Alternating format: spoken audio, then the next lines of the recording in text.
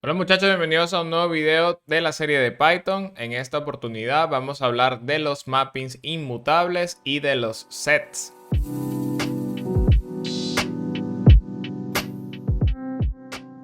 Bueno, vamos a empezar hablando de los mappings inmutables. El video pasado de los diccionarios fue el video más largo de la serie hasta ahora. Y este probablemente sea el video más corto, pero bueno, vamos a verlo porque está bastante interesante. Todos los objetos de tipo mapping en Python son mutables por defecto, ¿ok? Pero desde la versión 3.3 me parece, se incluyó este proxy que se llama mapping proxy type, cual básicamente recibe un mapping y retorna un proxy al mismo que lo convierte en un objeto inmutable. Si vemos, retorna mapping proxy y luego nosotros podemos trabajar, digamos, igual que lo haríamos normalmente, ¿verdad? Pero si tratamos de hacer una modificación, dice que no soporta asignación. Básicamente lo convirtió en inmutable. Fíjense que en este caso, por ejemplo, nosotros podemos seguir modificando el objeto original y no habría ningún problema, ¿verdad? Esto funciona. Pero fíjense que si chequeamos el proxy, fíjense que se actualizó. Entonces al final lo que está haciendo ese proxy es como digamos una vista del objeto. Si es modificado el objeto original, el proxy se ve afectado, pero tú no puedes modificar directamente el proxy. Bueno, eso era todo con el tema del mapping inmutable. Ahora saltamos a los sets. Los sets, como ya lo he comentado antes, pensé que era una impresión mía, pero el autor del libro también dice que los sets son algo que no se usan tanto por la gente, quizás por desconocimiento o no sé. Pero básicamente los sets, digamos, es una colección de elementos únicos. ¿Ok? Esa es básicamente la definición de un set. Por ejemplo, tenemos una lista L aquí con varios elementos repetidos. Y si convertimos a L en un set, pues fíjense que nos da elementos únicos. Sería X y span. ¿Ok? Ahora, los sets tienen que ser hashables. ¿Por qué? Porque al final el set está por detrás utilizando un hash table. Al igual que lo hacen los diccionarios. Si vemos aquí, si tratamos de tener elementos dentro del set que son mutables, esto va a dar un error porque no es hashable. Aquí lo indica. Entonces, todos los elementos que estén dentro del set van a ser únicos, precisamente por este tema de que tienen que ser hashables, por lo tanto tienen que ser elementos únicos. Y además tienen que ser todos los que está dentro objetos inmutables. Ok, esas son las cosas con los sets. Digamos, set en inglés, en español sería conjunto. Y los sets es lo que uno estudió desde probablemente la primaria, pero que digamos en computer science y en ingeniería de sistema, como lo llames, normalmente uno lo ve que es teoría de conjuntos. Que si unión, intersección, conjunto vacío, ese tipo de cosas que se aplican operaciones sobre los conjuntos. Bueno, lo mismo puedes hacer con los sets. Tú puedes hacer unión, intersección, todas las operaciones chulas.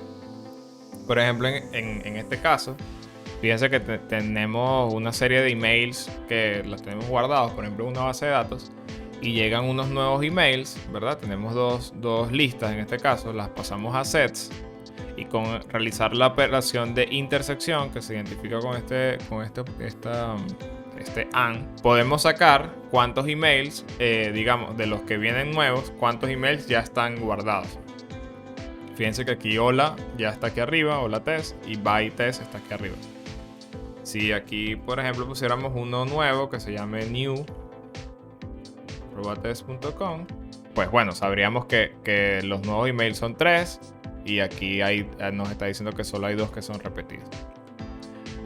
Sencillo, con solamente, o sea, aquí ya estamos definiendo, digamos, una lógica entera simplemente utilizando un operador entre dos colecciones, lo cual lo hace interesante. Ahora tenemos los demás operadores como el operador de unión, ¿verdad? Que simplemente regresa a la unión de los dos. Esto es la diferencia. Entonces serían los correos que están aquí en Store Emails y no están en New Emails. Bueno, todo esto es teoría de conjuntos. Ahora los sets tienen una sintaxis que es los literals, set literals, que se escriben igual que se escribe un diccionario. Pero hay que tener cuidado aquí porque, digamos, en teoría de conjunto existe el conjunto vacío, ¿no? Pero esto no es un conjunto vacío o no es un set vacío, sino que es un diccionario vacío. Entonces, si tú quieres hacer referencia a un set vacío, tienes que, a juro, referenciar a la clase set. ¿Ok? Entonces, bueno, este es el literal. Y si chequeamos esto, vemos que efectivamente ese es de tipo set. Ok, bueno, hay una sutil diferencia entre, digamos, utilizar el set literals, inicializar un set así directamente y pasarle la lista al constructor, a la clase set.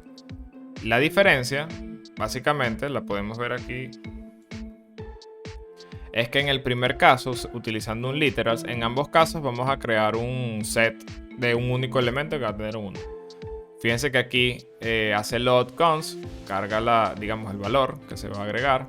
Luego llama a esta función buildSet, que básicamente hace todo el trabajo.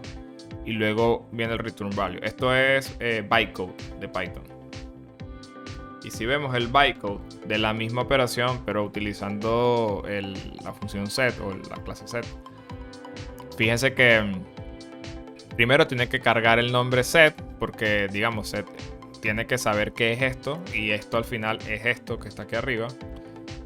Luego carga la constante igual que arriba. Luego buildea la lista, o sea, crea la lista, llama a la función set y luego hace un return value. Entonces, si tienes que crear un set y puedes hacerlo con set literals, pues esa es la mejor opción, es la más eficiente. Normalmente esta sintaxis se utiliza mucho, es porque ya la lista está, o sea, está creada como tipo lista y tú lo que quieres hacer es pasarlo a un set. Como ya habíamos dicho antes, los sets son mutables, digamos, todos los mappings que provee Python son de tipo mutable. Bueno, existe una variación que se llama frozen set, que básicamente es el mismo set, pero inmutable. Bien, básicamente es eso, no puedes cambiarlo, es inmutable. Y por último, tenemos los set comprehension, que básicamente es lo mismo que hemos visto con list comprehension, dict comprehension, ahora es set comprehension. Y básicamente es crear un set a partir de esta sintaxis bien popular en Python ya. Y eso es básicamente todo. Ahora, una cosa, ¿por qué yo digo que los sets son mappings? ¿Y por qué entra aquí entre los mappings? El set está implementado igual y muy parecido, vamos a decir igual que un diccionario. Por detrás trabajan con una hash table. Entonces, al final, por ejemplo, un diccionario, digamos, tiene key value. Python almacena estos mappings en un hash table. Esto es, digamos, es teoría. Los hash tables son tablas que almacenan valores. Creo que ya lo habíamos visto un poquito en el diccionario. Digamos, almacenan un hash, ¿verdad? Como en un bucket. Y luego, cuando tú accedes a ese bucket, ahí adentro está la información. Bueno, eso tiene un poquito de teoría de cómo haces el cálculo, que si utilizas algunos bits como offset para calcular cuál es el bucket, etc. Lo importante es que los diccionarios utilizan el key como ese hash que representa el bucket y luego adentro hay un value. Ahora, la diferencia con los sets es que esos keys ya son el valor que tiene el set. O sea, no hay que buscar nada dentro del bucket, sino que el mismo key que está afuera es el valor del set. Y esto era un hack que hacían antes de que existieran los sets, los pythonistas. Utilizaban diccionarios con valores vacíos, simplemente para hacer búsquedas eficientes sobre los keys. Y esto es algo sumamente interesante y útil de por qué se utilizan mucho los sets, porque al utilizar estas hash tables, la búsqueda de valores dentro de las mismas es sumamente eficiente. Todo esto que estoy hablando, por cierto, viene en una sección del libro donde empiezan a hablar de los diccionarios y los sets, pero es mucha teoría, no hay nada de código, simplemente texto. Te invito a que la leas, la busques en internet o si tienen el libro la lean aparte, pero básicamente es eso, hablando de cómo se implementan los diccionarios y los sets. Esto es teoría digamos, de computer science. Los hash tables, las ventajas que tienen como estructura para guardar información, digamos, tienes un trade-off, sacrificas un poquito de memoria, tienes que guardar más información, pero ganas